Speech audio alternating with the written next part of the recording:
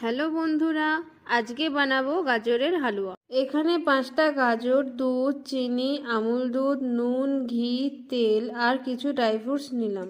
Gas on করে ঘি ও তেল দিয়ে কড়াই গরম হওয়ার অপেক্ষা করলাম। কড়াই গরম হলে গাজর দিয়ে ভালোভাবে মিশিয়ে ঢাকা দিয়ে দিলাম। ভাজা হয়ে গেলে দুধটা অ্যাড করে নিলাম আর অ্যাড করলাম কিছুটা জল। গাজরটা সেদ্ধ হয়ে গেছে, এখানে এবার স্বাদ মতন নুন আর চিনিটা অ্যাড করে দিলাম। চিনিটা মেল্ট হয়ে গেলে ড্রাই ফ্রুটসগুলো একে একে অ্যাড করে ভালোভাবে মিশিয়ে নিলাম। মিল্ক পাউডারও অ্যাড করে নিলাম আর খুব ভালোভাবে মিশিয়ে নিলাম। অ্যাড করে নিলাম এলাচের গুঁড়ো।